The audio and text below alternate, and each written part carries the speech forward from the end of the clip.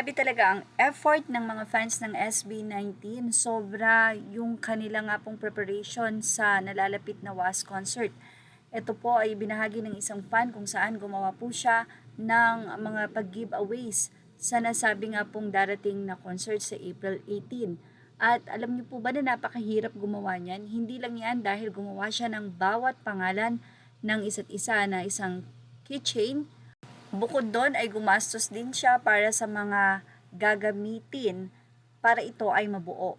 So makikita nga po dyan ang iba't ibang style ng nasabi nga pong bling-bling na ito na ipamimigay nga ng fan na ito sa darating na April 18. Samantala, may mga available pa po na ticket, kaya naman paalala ng isang 18, be aware po mga caps, better to purchase concert tickets by yourself on trusted individuals po. Huwag basta-basta pumapatol sa mga nag-aalok na di naman talaga fan. Kagagawa lang ng mga account, ginagamit pang profile or cover photos ang 5.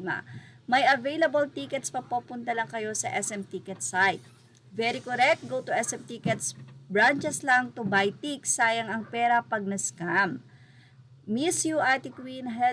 Kaya naman sa mga nais mag-purchase, lalo na kung pareho lang naman nila binibigay yung price sa SM Ticket na para sure dahil wala pong pagsisisi na nasa una, lagi pong nasa huli. Sa ibang update naman, as of April 9, nananatili po sa top 9 spots sa global digital song sales ang Wakas ng SB19. Sabi nga ng mga netizen, grabe nakipaglaban si Wakas, iba ka Wakas, dami mo nang piniiyak.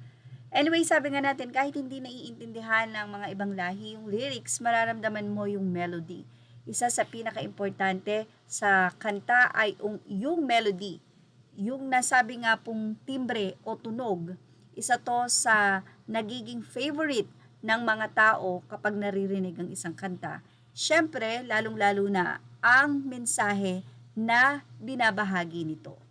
Samantala, mukhang napakaraming iuuwing pa-previous na mga 18 dahil ibinahagi naman ito ni Joyce Malyari noong April 9, previous number 1, phone charms. Naku, mukhang napakarami pa po niyang previous kasi pang number 1 lang po yan.